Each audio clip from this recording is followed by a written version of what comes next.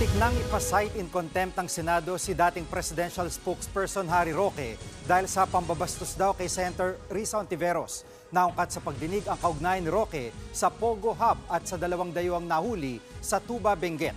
Nasa frontline ng balitang yan si Mean Los Baños.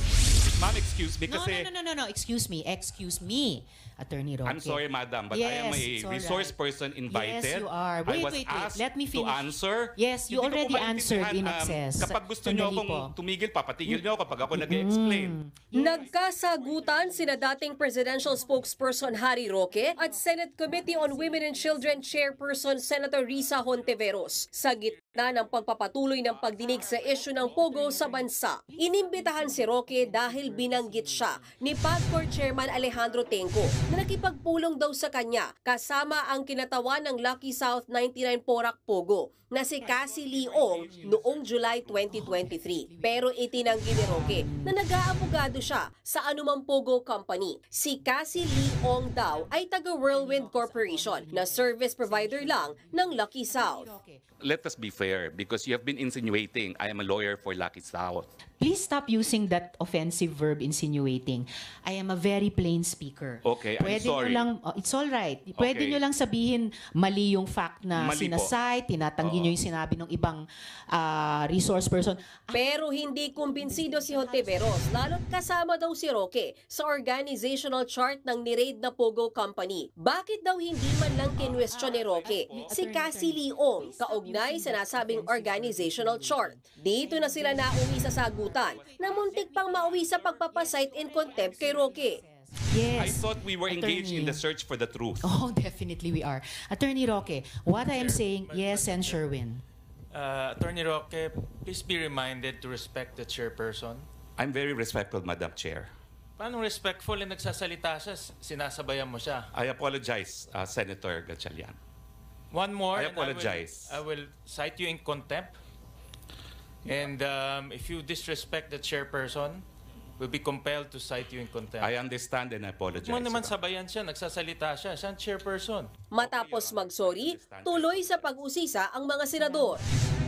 Pinag-usapan din sa pagdinig ang pagdampot sa dalawang dayuhan sa bahay sa Tuba, Benguet nitong weekend na may kinalaman naman daw sa ni-raid na Pogo Hub sa Bambantarlac. Paliwanag ni Roque, ang bahay ay pagmamay-ari ng korporasyon ng Biancham Holdings kung saan siya incorporator.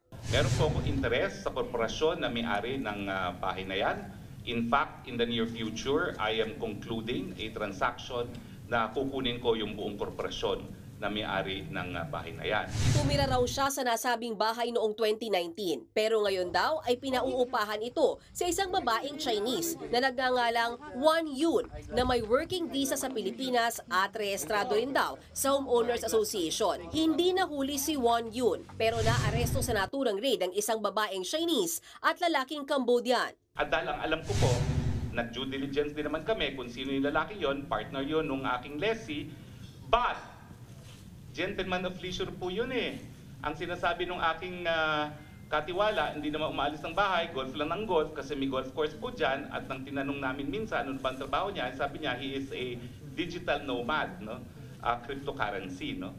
So nais ko po makita talaga kung ano yung ebidensya na yung lalaking yon ay involved sa banban. Dahil kung hindi naman po, talagang meron pong concerted effort na ilinga po dito sa mga Pogo, no, na akin namang itinatanggi po. Lumabas din sa pagdinig ng Senado na peke ang pasaporte ng lalaki. Hindi rin daw ito Cambodian, kundi Chinese, na pugante mula sa China. Naungkat din ang dokumento sa Pogo na nakapangalan sa dating tauhan ni Roque na si Alberto de la Serna. Depensa ni de la Serna sa mga senador, nakitira siya sa Porac Pogo Hub habang nag-aaral sa pagkapiloto. Nagsistay po ako doon sa Porac po for free po, Madam Chair. There's no, pero po, I've never worked with Pogo po, I've never worked with them po. Nakikitulog lang po ako talaga ako doon. Napaka-generous na pabor. Ano bang connection nila sa inyo?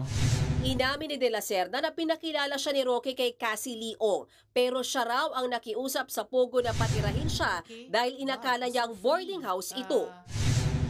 Nagbabalita mula sa Frontline, Mean Los Baños, News 5. Mga kapatid, Jiggy Manikad po, iba na ang may alam at may pakialam sa panahon ngayon. Para sa konkreto, kumpleto at komprehensibong balitaan sa Frontline, mag-follow at mag-subscribe sa social media pages ng News 5.